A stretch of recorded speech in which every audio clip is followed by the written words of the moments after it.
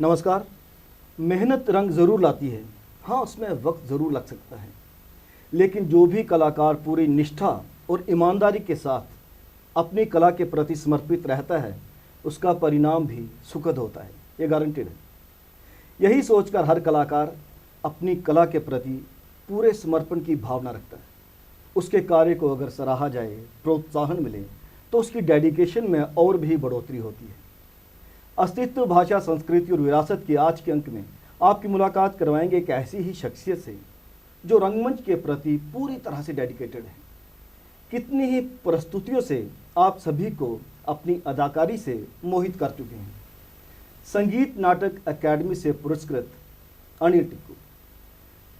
Anil sir, आपका excited studio में बहुत बहुत स्वागत। बहुत बहुत धन्यवाद राजेश्वर जी कि आपने मुझे यहाँ बुलाया। आपका ये अस्तित्व तो हम हमेशा देखते रहते हैं और काफ़ी इंस्पायरिंग है और बहुत ही अच्छा बीड़ा उठा रखा है आपने कि जम्मू की जो पर्सनालिटीज़ हैं उनसे हमें रूबरू कराने का। और इससे एक बड़ा फ़ायदा जो मुझे नज़र में आ रहा है कि जिनको हम जानते भी नहीं थे उनके बारे में भी हमें पता चलता है कि हमारी रियासत में कैसे कैसे हीरे बैठे हुए हैं और आम पब्लिक को भी इसके बारे में पता चलता है। ये बहुत ही अच्छा बीड़ा आपने उठा रखा है, आपको बहुत बहुत इसके लिए धन्यवाद। बात को बढ़ाते हुए मैं ये पूछना चाहूँगा कि आपके पिता जी पुष्कर नाथ टिक्कू जी बहुत बड़े साहित्यकार रहे क्योंकि हम बचपन में उनके लिखे हुए जब रेडियो नाटक सुना करते थे, नहीं बहुत सारे जो बाद में रेडियो नाटक लिखने लगे तो उनसे प्रेरित रहे। लेकिन आप भी कभी साहित्यिक प्रति प्रेरित रहे या सिर्फ रंगमंच की तरफ आपकी वो रही रुझान रहा? सही बताऊं राजेश्वर जी कि मैंने कभी अपने पिताजी के नाटक सुने भी नहीं थे। अच्छा। पहला नाटक हमने उनका सुना था जब उनको all India best play one act play award मिला था। जी। सावन जले बादो जले उनका ये बहुत बड़ा पॉपुलर नाटक था, रेडियो जम्मू से ये प्रसारित हुआ था जिसने ट्रेंड सेट किया। बिल्कुल नाटक और कैसे लिखा जाता है। हाँ, और वो पहला उर्दू का नाटक था जो जम्मू कश्मीर से ऑल इंडिया लेवल पे फर्स्ट आया था। आज तक ऑल इंडिया लेवल पे जैसे लखनऊ और बाकी जगह पे उर्दू का बड़ा रुझान था, जम्मू कश्मीर से उर्दू के नाटक को पहचान मिलना ये बहुत बड़ी बात थी। और उस टाइम उनको फिर नेशनल लेवल पे इसका अवार्ड मिला था। फिर जितनी भी भाषाएं थी हिंदुस्तान की उसमें ट्रांसलेट हुआ था और फिर ब्रॉडकास्ट किया गया था वो। तो वहाँ मैंने वो पहला नाटक सुना था और उससे थोड़ा थोड़ा सा हमें शौक हुआ, लेकिन मेरा लिखने की तरफ कभी रुझान नहीं रहा। हाँ, एक्टिंग की तरफ बचपन से ही रहा। अच्छा। आपको याद होगा जब हम छोटे छोटे होते थे तो हमारे यहाँ एक वो था ट्रेडिशन, कान सखियाँ बनाते थे दरवाजे पर वो। हाँ बस तो मेरे ब्रदर थे बड़े, वो भी एक्टिंग में रहे कुछ देर। अच्छा। तो वो मुझे बनाते थे, कभी मुकुट बना के वो बिठा देना वहाँ। तो वहाँ से वो थोड़ी थोड़ी शुरुआत हुई। उसके बाद फिर स्कूलिंग में, फिर आगे जाके जब हम कॉलेज में पहुँचे तो वहाँ वन एक्ट प्लेस में पार्टिसिपेट करना, कंपटीशंस में। तो इस तरह से मेरा बचपन से रुझान शायद था, पर जो पहचान मिली एक्टिंग की वो मुझे लगता है कि मुझे 1986 में जब मैंने नटरंग को पहली बार देखा और वहाँ पर आना शुरू किया। मेरे मित्र थे हरीश खन्ना जी, वो आजकल बॉम्बे में ही सेटल किया बात। हाँ, तो वो जाते थे वहाँ नाटक करने, तो हमारे सामने ही रहते थे, उनसे मेरे फ्रेंड थे। तो उन्होंने मुझे फर्स्ट टाइम इंट्रोड्यूस करवाया नटरंग में। और वहाँ जाकर जब मैंने देखा, 2-3 दिन रिहर्सल्स देखी, मुझे बड़ा एक्साइटिंग लगता था वो सारा। तो वो डोगरी के प्ले चल रहे थे उन दिनों, महाभोज, और मुझे डोगरी आती नहीं थी क्योंकि मैं कश्मीरी फैमिली से बिलोंग करता था। तो वो प्ले देखा मैंने, 5-6 दिन रिहर्सल देखी। तो एक दिन बलवंत ठाकुर जी वहाँ डायरेक्टर तब थे, तो वो उनको पूछते, भाई ये कौन है, ये क्या करने आता है यहाँ? मैंने कहा भाई मेरे दोस्त है, ऐसे रिहर्सल देखने आया हुआ है। मैंने कहा ठीक है। अच्छा, कहते मुझे पूछा कि आप करोगे, कर लोगे ये? मैंने कहा हाँ, कोई इतना मुश्किल नहीं है। कहते तो जीन्स में है ये चल रही तो वो कहते यार ये 6 महीने से कर रहे हैं, तुम कर लोगे? मैंने कहा हाँ कर लूँगा। तो मैं उतर आया स्टेज पे, कहते आ जाओ। And that day I did all the movements, सारी मूवमेंट्स जो उन्होंने 3-4 महीने से प्रैक्टिस कर रहे थे वो मैंने वो आप वॉच कर रहे थे सब? हाँ, पूरा उनकी ऑब्जर्वेशन थी कि कैसे कर रहा है ये, क्या कर रहा है। और उन्होंने कहा यार ये लड़का तो ठीक है, ये कर लेगा। अब तो बेसिक पता ही था कि ऑब्जर्व करना है फिर परफॉर्म करना है।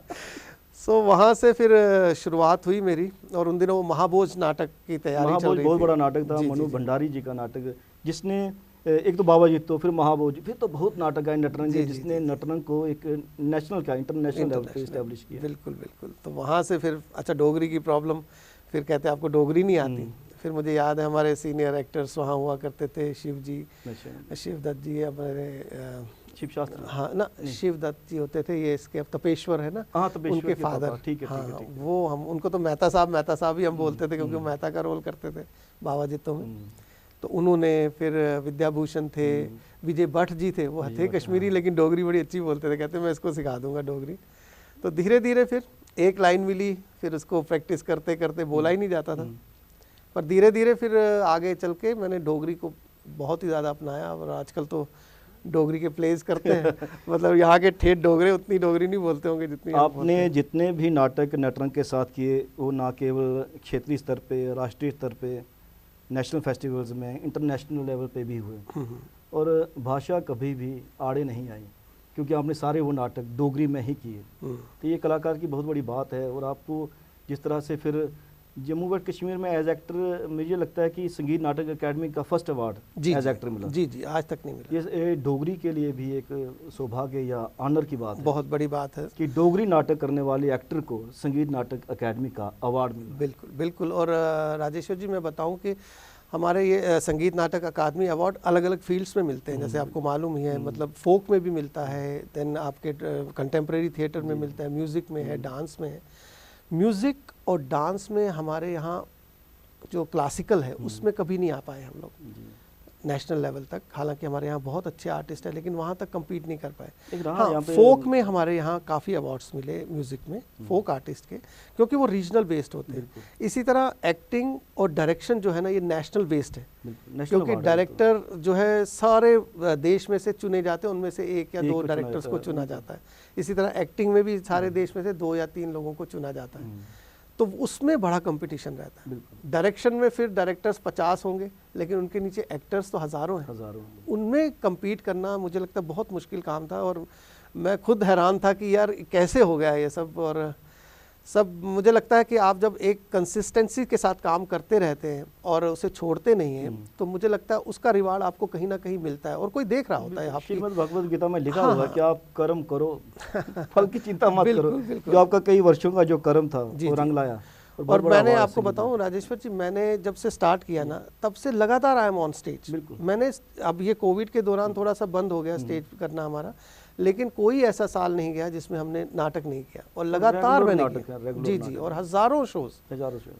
और मुझे लगता है हमने एक आपको बात बताता चलूँ, हम ना स्ट्रीट थिएटर का हुआ शुरू, और कुछ प्रोजेक्ट्स हमें मिले थे, थिएटर इन एजुकेशन जैसे प्रोजेक्ट था।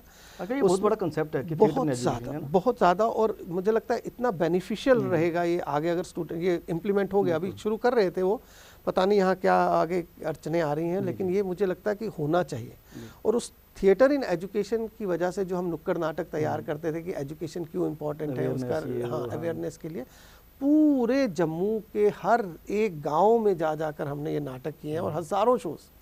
और वहाँ से मुझे लगता है जो एक एक्टर की डेवलपमेंट शुरू हुई ना, वो नुक्कड़ नाटक से। गैप नहीं आना चाहिए नुक्कड़ नाटक से, क्योंकि नुक्कड़ नाटक वो तो में सीधे आपको जो इंटरेक्ट करना है, लिंक है ना जो ऑडियंस के साथ, वो जो कॉन्फिडेंस आपको देता है, वो मुझे लगता है आप प्रोसीनियम में इतना ज़्यादा कॉन्फिडेंस नहीं बिल्ड। वहाँ तो डरा रहता है, अरे यार ऑडियंस कहीं गलत ना हो जाए। वहाँ आप खुल के पूरा मतलब कॉन्फिडेंस और के लोगों साथ, की आंखें आप देख रही होती हैं। बाप रे। वैसे प्रोसीनियम में देखते हैं, लेकिन आपको लोग नजर नहीं आता, नीचे अंधेरा होता है, स्टेज लिट अप होता है। यहाँ तो बिल्कुल आई कांटेक्ट बना के, और उनसे जो आपको रिस्पांस मिलता है एकदम, वो तो उसी से मुझे लगता है हमें कॉन्फिडेंस है, मुझे खास तौर पर, कि मुझे लगता है एक एक्टर की डेवलपमेंट के लिए वो चीज़ बहुत ज़रूरी थी, वो ट्रेनिंग बहुत ज़रूरी थी। आपकी इतनी ज़्यादा डेडिकेशन है कि आमतौर पे लोग क्या करते हैं कि स्टेज को माध्यम चुनते हैं, फिर उसके बाद जंप करते हैं टेलीविज़न की तरफ, वेब सीरीज़ की तरफ, फिल्म्स की तरफ। जी। आप जैसा एक्टर जिसे संगीत नाटक अकेडमी भी पुरस्कृत कर चुकी थी, जाहिर है आपके पास भी बहुत सारे ऑफर आएंगे, लेकिन मुझे लगता है आपकी प्रायोरिटी हमेशा थिएटर रही है, क्योंकि रेगुलर थिएटर करने के लिए वक्त भी चाहिए। बिल्कुल बिल्कुल, मैं आपको ये, आपने बहुत अच्छा सवाल किया। मैक्सिमम आजकल मैंने देखा जितने भी लोग आ रहे हैं थिएटर में, वो थिएटर ज्वाइन करते हैं कि हमें फिल्म करनी है, हमें एक्टिंग सीखनी है, जबकि एक्टिंग सीखने की चीज़ नहीं है। जहाँ तक मुझे लगा, मैंने थिएटर ज्वाइन किया था जस्ट फॉर द कॉन्फिडेंस से, अपने आप में कॉन्फिडेंस, मेरे में कॉन्फिडेंस की कमी थी। मतलब मुझे कुछ बाजार से खरीदने जाना होता था, मुझे एक बंदा साथ में होना चाहिए था कि भाई मेरे कन्ने चलते तू बोल भाई चाहिए। तो वो मैं जो कॉन्फिडेंस जो लैक कर रहा था ना, वो मुझे थिएटर ने दिया। मतलब मुझे किसी से बात करनी होती थी, मैं उसकी आंखों में आंखें डाल के बात नहीं कर पाता था, मुझे नीचे देख के ऐसे बात करनी पड़ती थी।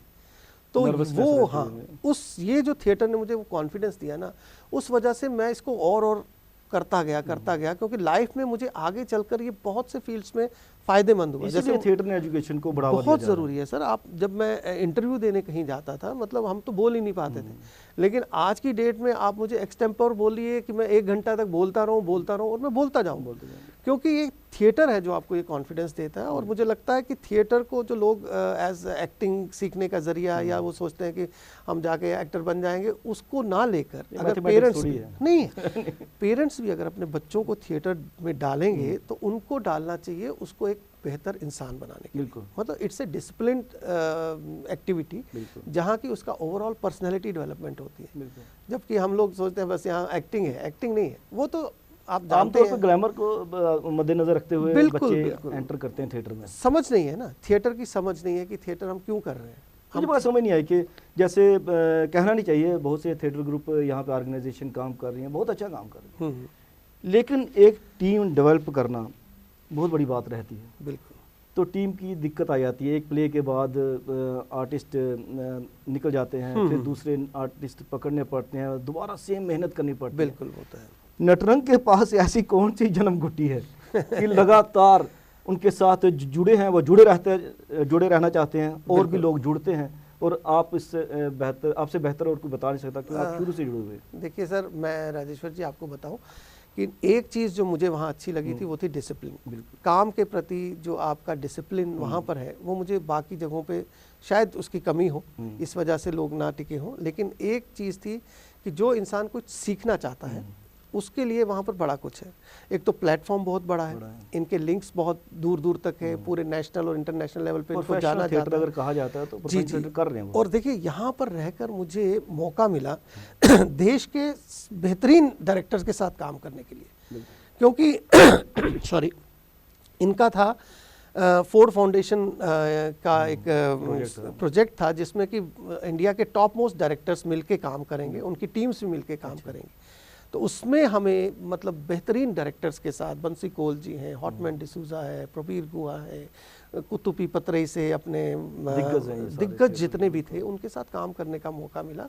और अलग अलग जो इनकी फॉर्म्स थी, थिएटर फॉर्म्स, उनको सीखने का मौका मिला।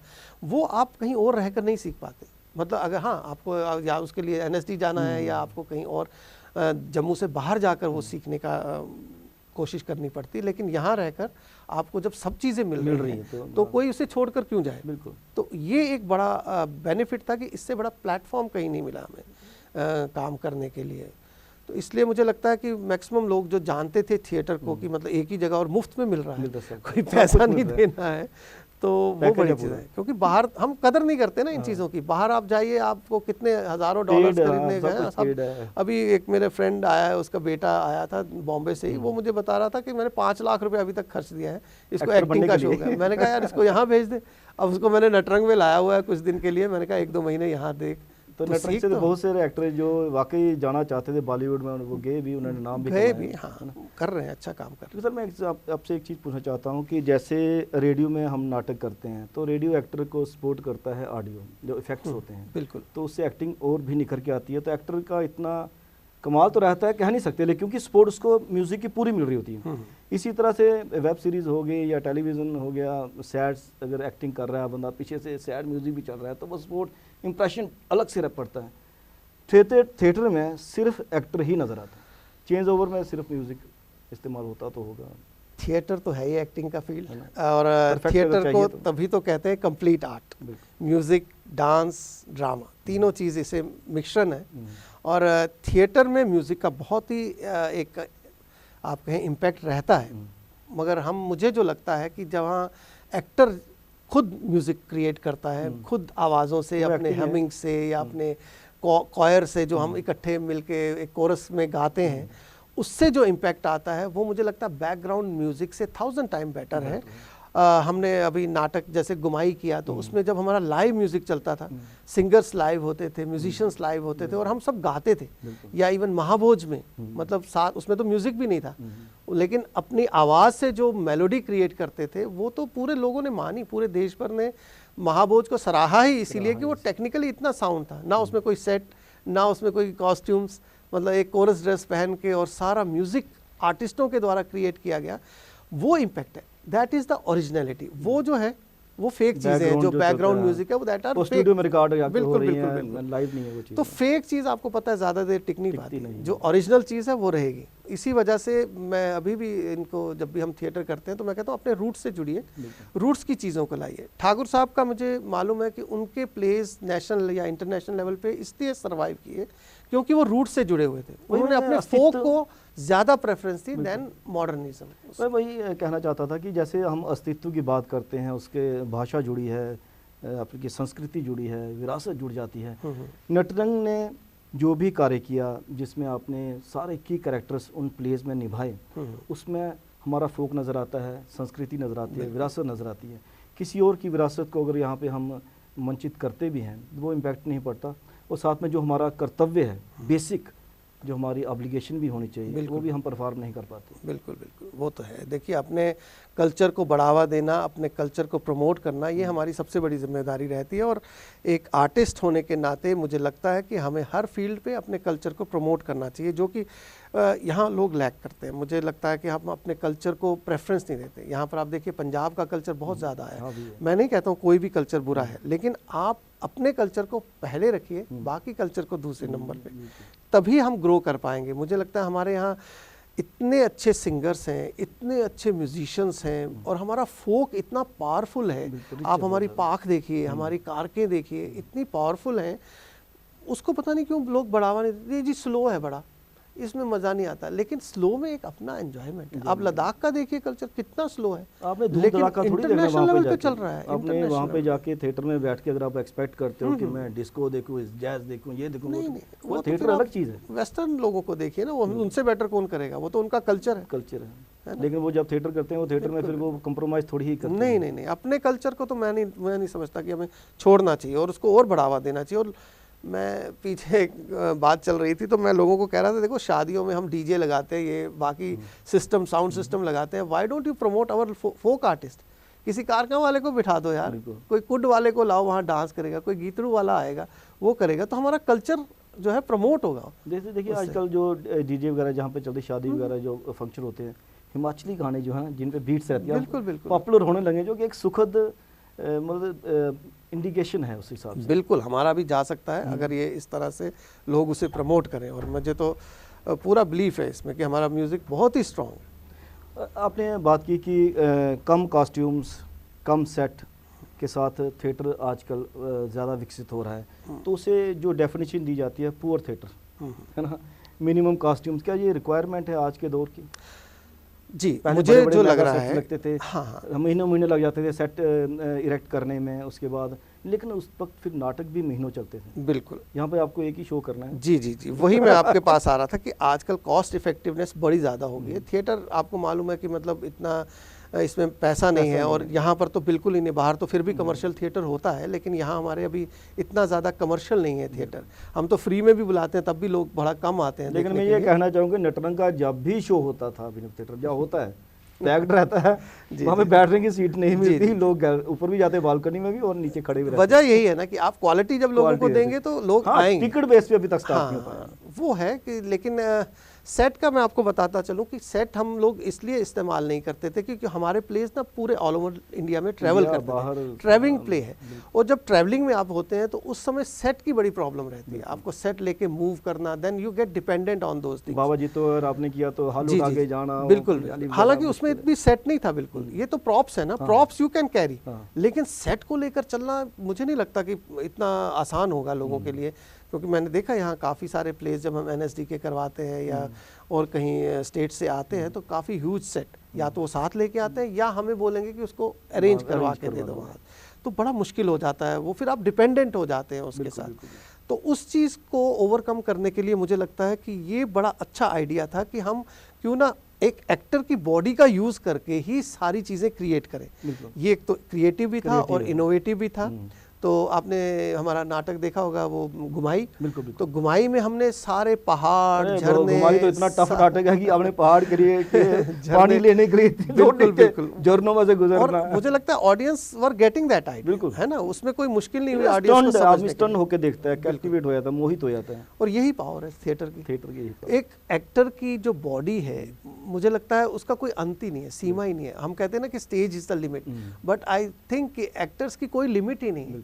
You can create whole world on the stage. इतनी सी स्पेस में मैं आपको वर्ल्ड क्रिएट करके दिखा सकते हैं कि भाई हम एक स्टोन थ्रो करते हैं और हम देखते हैं वो कहाँ जा रहा है, कहाँ जा रहा है, कहाँ जा रहा है, ओ वहाँ गिर गया। अपनी आंखों से हम उनको पूरा डिपिक्ट कर देते हैं ऑडियंस को कि हाँ वो स्टोन वहाँ जाके गिरा। और वो स्पेस कितनी लंबी थी। बिल्कुल। या आप आवाज़ देते हैं किसी को तो आप क्रिएट करते हैं कि वो मैं दूर है पर्सन के नज़दीक है, मैं कैसे बोलूँगा। वो सब थिएटर का मैजिक है। वो फिल्म्स में भी कभी कभी ये चीज़ें दिखानी बड़ी मुश्किल होती हैं, जो आप थिएटर में बहुत सारे इफेक्ट्स यूज किए जाते हैं ना टेबल पे, एडिटिंग टेबल पे, शूटिंग, ये वो इतना। और थिएटर आपकी इमेजिनेशन में काम करता है, आपकी माइंड्स पे काम करता है।